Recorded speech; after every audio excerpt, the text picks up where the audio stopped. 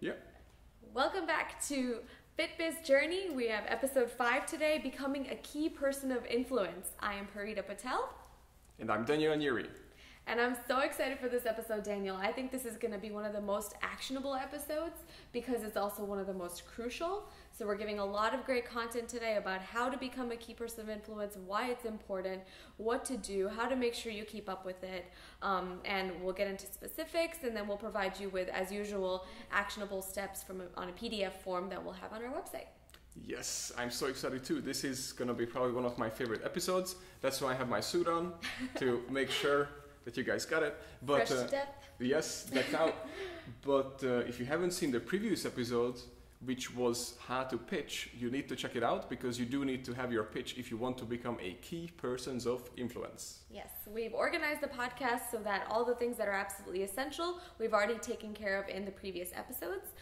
So you'll see as we put together our list. Should I lift it up? Yeah. All right. So we'll discuss why it's so important, how to do it, specifics within social media and more, and then we'll even identify which episodes you can go back and listen to make sure that you already have everything else you need.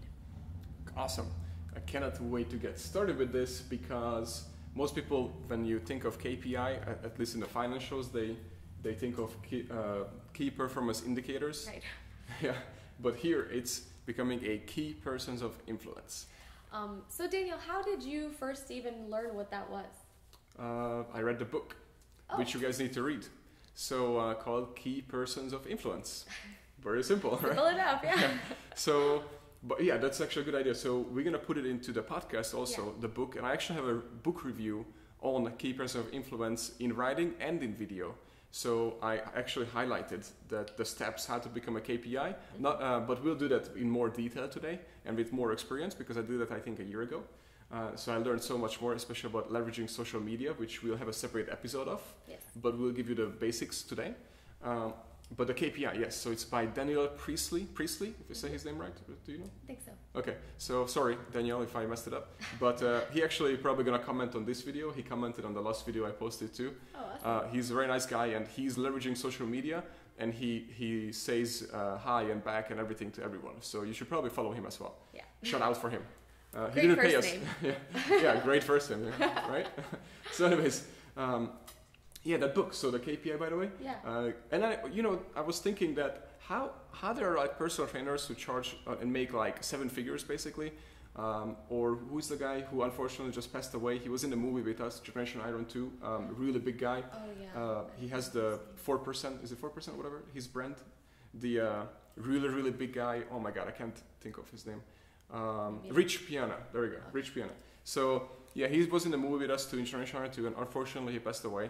But he became clearly a KPI of the industry. That doesn't mean if you're into bodybuilding or not, but for example, he was a KPI, and he really leveraged social media. And then with social media, he made tons of money.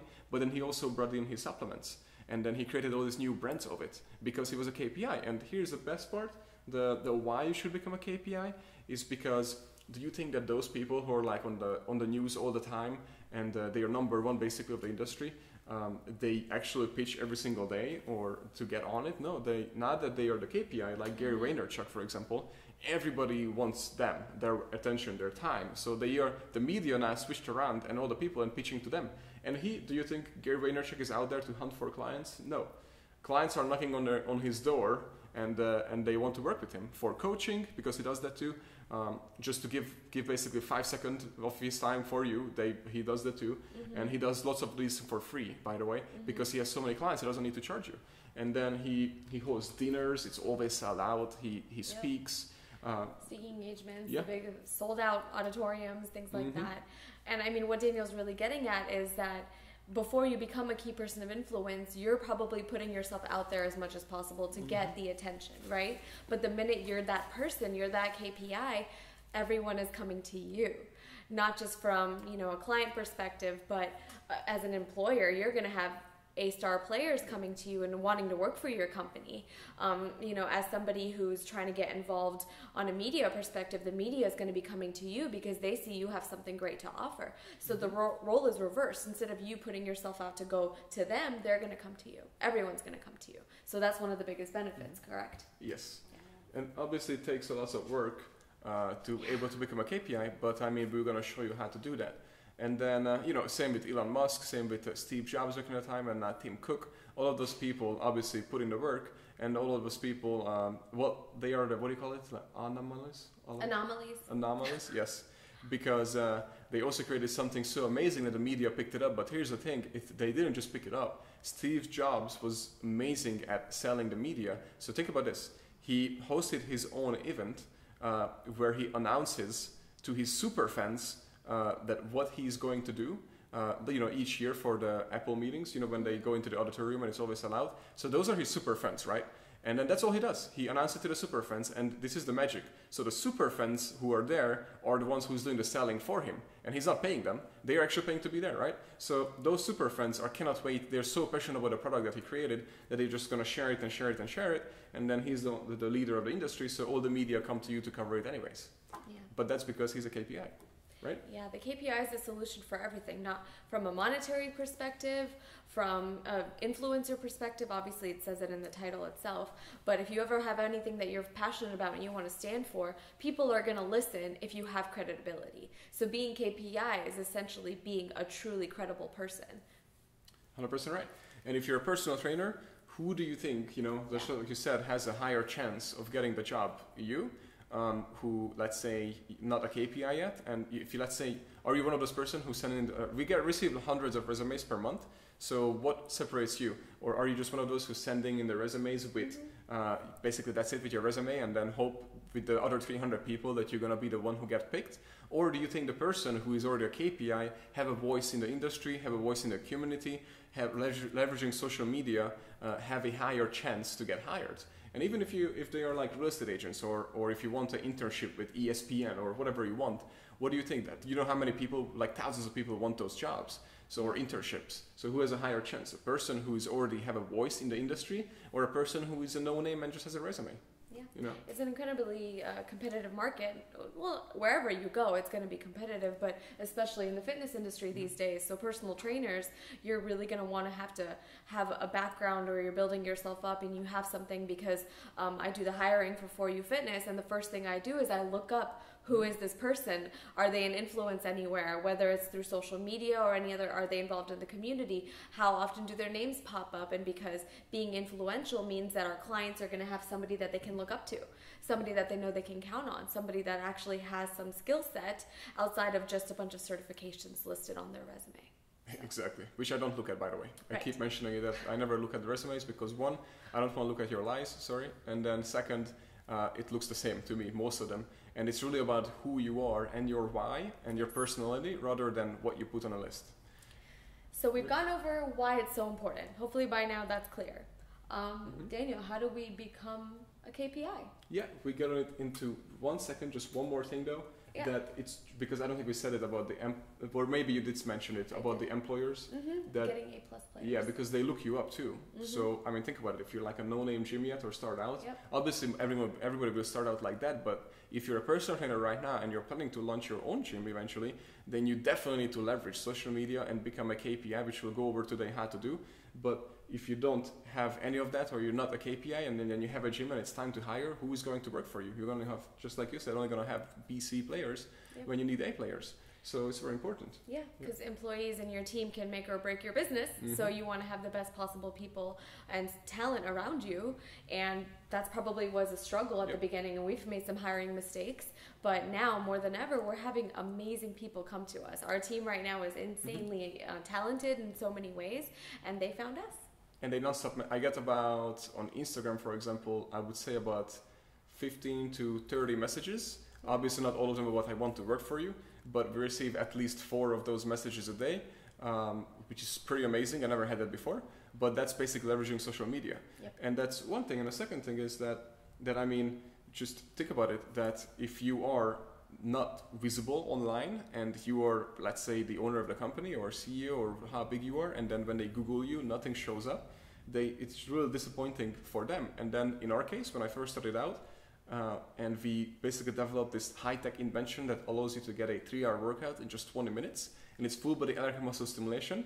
Everybody was Googling my name, everybody was Googling the company, and there was nothing, right?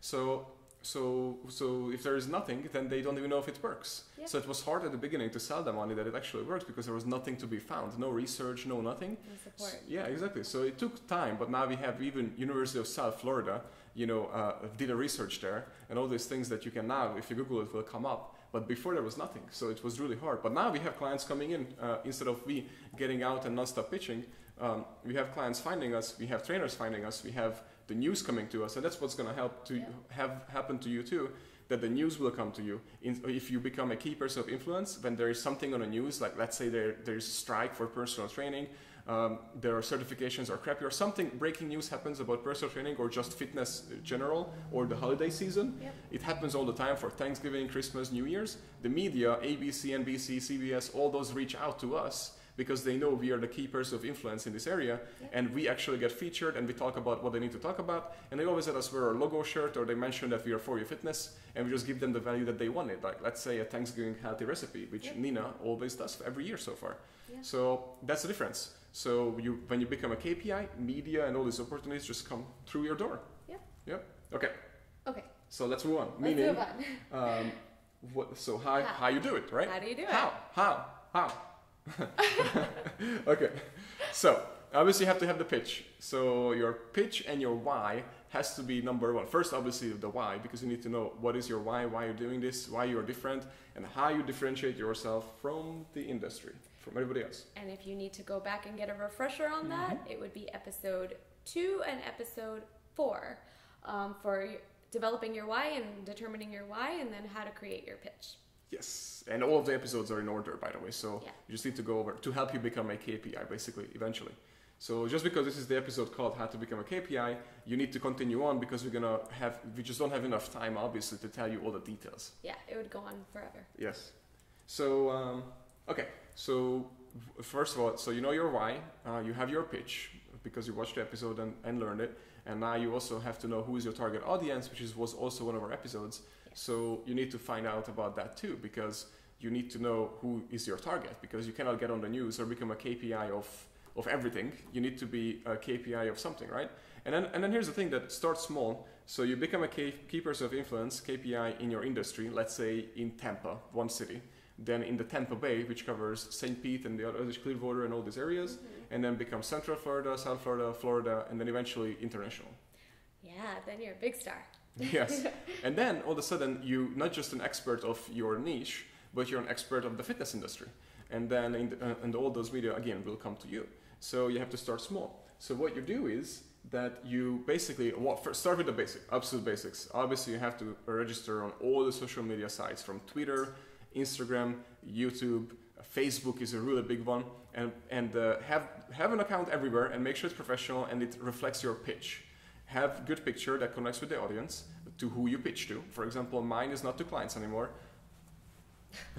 But mine is not to clients anymore, so I'm separating myself from the clients. And now I have other people, and our amazing personal trainers and Nina and all these people who are the face of the company for clients. So the clients don't even really, well, obviously it's nice when they meet me and we talk and all that kind of stuff, but I'm not for the fitness part of it, right? So they almost say, oh, you're for consulting businesses. Nah, that's what your picture online is, which we do, and we help you right now. Yeah. But the thing is, so you need to know, you need your social media platforms and your website, and you need to have, by the way, a separate website. So right now, action plan, do this right now. Go to Google Domains, type in your first and last name and buy it. Everybody should own first and last name domain and have it. Even if you're not going to use for anything, just buy it and park it. And then you will have to build a website on it, but we'll talk about it in a minute. And then if you have kids, buy it for your kids too, because somebody else will own it. And if your name is like John Smith, you're out of luck. But you have to come creative. Let's say if your business is, I don't know, just saying a random name, Woman Fitness, that's your company name or something. I hope it's not. But then it would be John Smith Woman Fitness or something like that. Meaning like, because you don't want it to have your actual website for the business. Yes. You want to have your own, right? Like a personal branding website. Exactly. So people are always able to come back to like, well, who is this guy? Yes. And everything about you could be on there. For example, Daniel's, very, very comprehensive. It talks about his book, FitBiz. It talks about, obviously, For You Fitness. It talks about his speaking engagements, where you could find him. It has all his social media accounts. So it's a one-stop shop for who Daniel Neary is. The personal brand. Yes. And by the way, now that you would think the personal brand is not as important, but a personal brand is actually more important than the company's brand. Yeah. Now, because the personal brand is a personal connection with your fans, and you can create a company and sell anything you want because you have super fans. It's so amazing. Lewis Howes, Gary Vaynerchuk, all these people became so giant because of their personal brand. And you don't even know what they do in real life because they just have so many things in the background, the companies and everything that they manage and run, because the personal brand is now bigger than their company, basically. Yeah. So that's what's so crazy about it. And you know how much opportunities you will get. Oh, fast forward, I almost forgot. So, back in the time, you were getting on the media by basically either you pay or whatever, or by money, or how much you make, or revenue, or all these things, or if you know somebody, or your name is known, like you're born into the right place. Or now that those days are over. Yeah. So now if you literally all these shows and everything are measured by how many followers you have on social media, because you bring your own fans to watch their show, and as you know that TV is dying, obviously they need your fans to watch it for the ratings. So now it's over. So if you don't leverage in social media, you're not going to have speaking engagement or news or anything like it. Yeah. You can't get away from it. So as much as you think social media might be too much of world exposure, it's absolutely the most crucial thing. And you cannot ignore it. I mean, there's just no way. That's life right now. Yeah. And maybe in 10 years it will be virtual reality, and we will be literally living in like Matrix, like a movie. We don't know that, but right now, and probably for the next 10 years, because it takes time to change, it will be social media. Yeah. So it's still not too late to get in. You need to get in now. Yes. Okay, so and get back to the book. The book you mentioned reminded me. Good thing brought it up. That is the Key Person of Influence. Also walk you through. So you should definitely do this as an actionable plan. Buy that book, Key Person of Influence, or listen to it on Audible, because it will really help you. And my book will actually help you. FitBiz book that I created, Secrets of a Seven-Figure Gym, also talks about the pitch and how to become a key person of influence. But because you will need to write a book, by the way. So to become an industry leader on the topic that you want to be an industry leader, you have to actually write a book. Yes. And the KPI will actually help you with that too. But and if I can add to that, eventually you're going to write that book, but you're never just going to pull the information out of nowhere. Everything that you're doing with documenting social media, everything, whether it's your blog posts or your 30 seconds of Instagram video, whatever it is, all that stuff is going to be something you have to come back to, and you'll have the content already for your book. So if anything, you're making your life easier down the line. And that was genius that you said that, because just think about Tim Ferriss, the author. He is the genius of all time of how to create books. His latest two books were like this thick, The Tools of Titans and the something about the mentors, Book of Mentors or something like that. But what is it? Tribe of, or something like that. Yeah, something about mentors. I have it though. I haven't read that one yet. I read The Tools of Titans. It was great. And here's what he did. It's very simple. So he has one of the #1 podcasts out there, right? All he did is he transcribed each episode and he put it into a book and became a New York Times bestseller with it. And that's all it was. And obviously he connected some of the chapters and stories, and he organized them like investors, fitness professionals, all that from his podcast. But he literally uses his podcast as the main content creations. So he just pulled it out, and there's his book, a New York Times bestseller. Yeah. Yeah. And then that's the other thing. So it's just so amazing how every single thing works together if you know what you want to accomplish in life and business. So yes, so you have to have the book. You have to leverage social media, and then wherever your clients mainly hang out, if you're into politics, it will be Twitter, for example, or news, Twitter again, ESPN and all these, that is like instant, is all Twitter. If you are, let's say your clients are fitness moms, for example, right now they mainly hang out on social media, on Facebook. If you're an artist or something like that, then obviously your platform that you mainly need to leverage is Instagram. Or Pinterest, I think. Yes, well. Pinterest too. And then YouTube for obviously videos. If you want to have a vlog, obviously you can't miss YouTube, but you use social media to bring all the people to follow you and see your videos. Yeah. But then personal trainers also, I believe Instagram is kind of their hub, right? Yeah. Yeah. But you have to audit it and see where your clients are, because our clients are mainly on Facebook. So Yes. Instagram, I see you guys on Instagram, our fans, on personal trainers and gym owners, Right. but our clients are mainly hang out on Facebook. Facebook. But they are transferring over, so you just always have to audit and see where they are. But you have to leverage those, and when I mean leverage it, not just that you post and create content at least every 48 hours at the very minimum, but you every single day you would have to post stories like all day long. And then on top of that, you go to all-hashtags.com and you create your hashtags for your personal brand, and do that every single day, because you can create the trending hashtags by that, and then use those hashtags and switch it up in Instagram, for example, every single time you post, because they penalize you because of the new algorithm. You need to have new hashtags all the time. So make sure you do that, and then what you need to do, your hashtag that you created, you also have to click on those hashtags, see at least the top 5 posts of those hashtags, and comment, give actual feedback, not just smiling faces, but give your feedback in, let's say, in personal training or whatever, if you're in real estate, and give real value, because the people who will see that person and the person who you commented on will go to your actual post, your social media, and they start following you and commenting back, and you're creating these super fans. So it's very, very important that if somebody comments on your post, you must reply back to them and address it. And then it's also important that you leverage in your own keywords. Okay. 100%. It's going to be a way for you to build up your follower base and more. And I've only been doing a few of those things, barely, and I saw a lot of change already. I already saw my follower base go up. So the minute you start actually doing it in an organized fashion and you have your step-by-step, it's going to be so much easier. I mean, how many times do you post a day? Yeah, well, stories I post like every hour at least or something right. like that. And that's just one thing. And obviously that's, you see, it's a lot, but it's an investment. And eventually you're going to be able to hire a person who will manage your social media platform, but into some way you still have to do your post, and you still have to face front of the camera, because they want to see you and not the person who posts pictures. So we have people who manage the social media, but as you started as a personal trainer, you're not going to have that. Yeah. And you just really have to put in the work. And here's the thing, I still do the hashtag commenting and everything every day. So I spend at least a very minimum of 1 to 2 hours on when I'm waiting, driving, whether it's a red light, for example, or whatever I'm doing. I go to all the hashtags that are relevant to my business, and I give value and feedback, and I reply back to all my messages that they send me, and I receive tons of messages a day. So, and here's the fun fact, because you're gonna be like, oh, but you already have lots of followers. No, I did not. So in January, I had like 600 followers because I was not leveraging Instagram, and from January to today, now I have 12,000, I believe, and so it's a huge jump, right? And they are not bot followers. They are like interacting on all of my posts, and I have like 100 comments on each post basically, and have tons of likes and views and everything, and lots of messages, right? So it's highly engaged. But the reason why I went up that high is because I was active every single day, and I gave feedback, and you really need to put in the work up front. I mean, they're not gonna find you out of nowhere. Yeah, nowhere.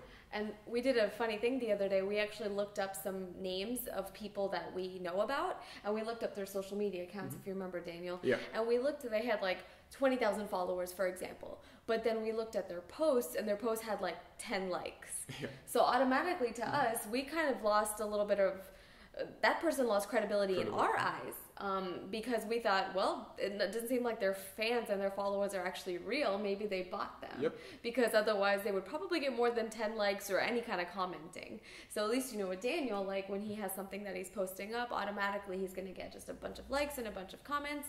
So you know that he's a real guy, and he's actually doing something where he's giving back something, feedback. So it's not fake. Exactly. And so don't buy your followers. That doesn't work.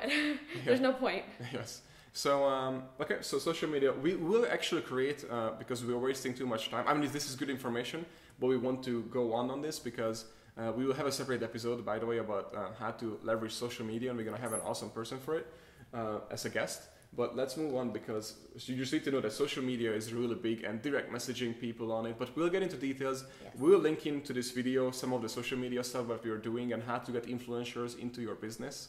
But let's just move on, because we're never going to finish this episode. Right. There's just so much that you need to do.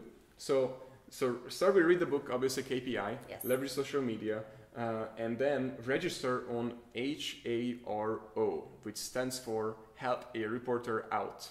Because at the beginning you will have to pitch. So if you already know your pitch, then you use this, and you every single day you receive 12 emails from Haro, helpreporterout.com, and if you're in fitness, then they send you 12 emails about fitness that they need somebody to be featured on, or give feedback, or give a comment, or write an article. And you mean, oh, it's only 12? But yeah, it's 12 times about 40. So it's like hundreds every single day.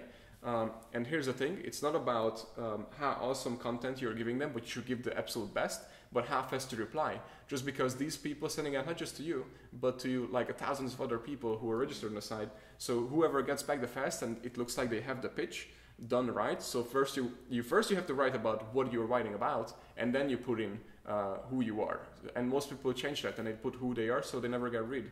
So you need to change it while you're writing, and then put in at the end the creditability. It's different. So that's what I was talking about when we did the pitch. You don't always go like that. It depends who you pitch for. You have to have a different pitch for each individual and for each reason. And so pitching to the Help a reporter out. The help reporter out. Yep. Yes, the media, you need to register an account and respond back ASAP to all of them. And again, it's all about time. Okay. Now, podcast, you do have to create your own podcast, put it on your website, create a blog. You have to create a blog too. If you want to be a KPI, you have to do all these things, unfortunately. And then, or if you love it, because I love it, and I didn't mean like, unfortunately, I'm doing this today. I'm actually enjoying this, and Breda too. We love it. Yeah. So it's not like that. And then, first you must become a KPI locally. So you go to places like Entrepreneur Social Club. And by the way, to give you an example, so I've been going there for a couple, and it's not going to happen overnight, guys. It's just to let you know. Don't act like that. It might take 5 years. It might take 7 years. It took 10 years for Gary Vaynerchuk. So what do you expect that it's gonna take you like a month? Right. And most people give up really quickly and really easily. Yeah. Number one thing that happens is that they give in too quickly. It's a long grind. Yes, and you know what the best part is? Because Nina, my wife, also has her own podcast. And she's at, I think, episode 10 or something like that, or 12. Yeah. And the thing is that it will be really hard to see that there's only like 10 people watching it or listening to it, or 50, which is, everybody started like that, including Gary Vaynerchuk. For the first 1,000 episodes, he had like 50 viewers. So, but he did 1,000. I don't know if you heard what I said, 1,000 episodes. And he hadn't stopped and he didn't give up after having only a few people watch. But here's what you don't know. Right. So is that who is watching, right? So it could be Sanjay Gupta from CNN, or the 60-minute guy, right? So, and he might be your biggest fan watching, and all of a sudden he will reach out, hey, it looks like you're legit because all the content is amazing, so I want you to come on my show, boom. CNN. And boom, all of a sudden you became a KPI, just like that. But it's not all of a sudden, it took you 2 years because you had so much content. But here's what most people don't understand. Everybody's pitching for the media, and you're probably like, now you want to just go register on Haro and pitch to media. Right. But if you don't have the content, if you get featured in a Tonight Show, for example, you might think, oh, all of a sudden you're going to make it because you were featured. No, you are not. Because once those fans, let's say you have 1 million people from the Tonight Show go to your website and look you up, and if they don't find anything, and they see that you're not a KPI, they're just going to leave. That's so you didn't get anything out of it. If anything, that kind of happened for You Fitness a few years ago when we were featured on the Doctors TV show, which was an incredible opportunity. Everybody knows the doctors, but back then nobody really knew about EMS or For You Fitness, right? Yeah, or me. Or Daniel. So we're leveraging that now, obviously, but back then it didn't make as big of an impact because we didn't have all these other things that we do now. So it's extremely important that you have those, because it's just ridiculous that people ignore it, and they think they get on one of these shows or news. Even if you get, I mean, how many of you got featured on the news? Okay, so I'm pretty sure there were lots of you already featured, but how much did you actually get out of it? How many clients? Right. Because if you're a KPI, then they don't even have to put your logo on. They just Google your name or anything, and then you're like, oh, he's legit. I'm gonna go work out with him or do business with him or whatever. Locally, you have to become the KPI first, because you become, like I said, first, like let's say Tampa Bay, and build out your local authority and local KPI. And then, like I said, be active in like entrepreneur social clubs, register online and locally on any clubs that is relevant to your career, to your job, to whatever you're doing, because you need to be known as the KPI of the industry, so that you have to be involved in there, right? So you go to the expos, you go to all these things, and you are there, your name is there, your face is there, people get to know you. For example, I still go to Entrepreneur Social Club, which is on every Thursday. I've been going there for 3 years now. And just now I started hosting it because they realized that I'm also a key person of influence now. So they offered it to me to host the Entrepreneur Social Club, where there are 50 entrepreneurs gathered together and talk about business for 2.5, 3 hours. So it was an amazing experience. But do you think I would have got the same thing if I don't become a KPI and just a random kid, personal trainer? Yeah, I mean, that's already something working against you just because you are younger than most people. But exactly. Yeah, he obviously has a lot of credibility to his name, and that's why he's getting these opportunities. And think about it, if you have all these things, people want to know how you did it. So you can create a podcast about it, which we did basically, that how we did it and how to get on media, how to get on a movie that was in a movie theaters with Arnold, and then all these things. It's just everybody wants to do that, but it takes a lot of work and they don't know that. So. And what it really comes down to is, it's great to be a KPI. Yeah, that's going to be great for your brand and your business. But at the end of the day, it doesn't do anything if you're not giving back to people as well. And you're doing that through these social media accounts and through these other initiatives, giving back the content, giving back help to others that are looking to be whatever you're trying to be. So being a KPI should actually have meaning to it as well. Yes, and you definitely have to. You can't just do it for the money or for returns. You have, as Gary says this too, you hug, he doesn't say hug your haters, that's a different book you should also read. But no, Gary says that you should just give, like the jab, right hook basically. But you should just really just give and don't expect anything in return. And you will get something in return eventually, but you just need to give, and that's what I do too. So what you need to do with the locally, when you join the groups, for example, online, Facebook, or even Twitter, go to Twitter, type in your keywords like personal trainer and just comment on every single thing and give feedback value, and you will get the fans. And then the same thing on Facebook, join groups and just have a voice in the groups. There are personal training groups, like millions of them, and all these things. Just be active in most of them, and pick the top ones where you think your clients are, and just be active. Never sell, just give, and eventually people will come to you. Hey, it seems like you're an expert in this, and I would like to know more. That's what happens with me too. That's all it takes. And you can do the same thing in Instagram, where you're actually doing the search within the local area. So you can actually put what city that you're looking through, and comment on what's going on in your city. Yep. So. And obviously, just to become a KPI will change your life and your business. So you must do it. You must put in the work. Read the book KPI, Keepers of Influence. And then also go to our website, scaleyourgym.com, where you can download this information that we talked about today, how to do it. We'll have some videos there and a PDF file as well, and so many information for you. And then what I want you to do is to give us some feedback. Yes. So please also send that info at scaleyourgym.com. Send us emails at what you want to hear more, if you want to learn more about this, if you want to learn about something else, or any feedback that you might have. We would love to hear about it. And do you have anything else before we close this episode out, Parita? Nope, everything is checked off on this list. So okay, let me see if we had anything that I put in. We talked about speaking engagement, right? A little bit. Yeah. So, well, basically, what we wanted to say is that when you become a KPI, then you also you can stop pitching to speaking engagements, because they also just going to ask you to speak at different events, because you are clearly the leader of the industry. So you're going to rub elbows with the people up really high, and you're going to make all these new connections. And since you have your pitch done, you're going to create so many more connections. You know how they always say that if you're rich or successful or fit or whatever, you attract the same kind of people. This is why, because now you're at that level, and it will be uncomfortable for you to get there. But if you're comfortable, you're not stretching too much and you're not doing enough, because you really need to be uncomfortable so you can be comfortable later on in life. And never say you don't have time, by the way, guys. I created a rant video yesterday. I will share it later. Actually, I'm going to put it into this one too. But everybody, it's only 1 minute, but everybody has the same amount of time, 24 hours per day. So before you say that again, I don't have time, just think about it, that every single person on this planet has 24 hours. They just know how to manage their time. And then I just want one little thing is that, think about this, most business person or people do this, who don't pack lunch. They go out to lunch for an hour, like basically 6 days a week, because they work 6 days a week. So if you do that basically in 1 year, that's 52 weeks. So 52 times basically 1 hour ends up being 312 hours wasted just on lunch, instead of packing your lunch. And think about it. Just 1 hour saved per year doesn't have to be your lunch. It could be TV, it could be whatever you want it to be.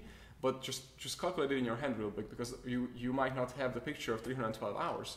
312 hours is actually 7 weeks of 40-hour work weeks. So that means you almost have 2 months of work just from saving that 1 hour. Isn't that crazy? So what you need to do is you really need to audit your time and find time to fit all this actionable plan into it so you can become a KPI. Okay, so please, guys, it would again mean the world to us if you could please rate the show, if you could please subscribe below. It would really help us out, and we can give you feedback, more value, and it would just really, I would just really appreciate it. Thank you so much for your time. Another great episode. I'm excited for the next one, and we'll see you then. See you guys. Thank you.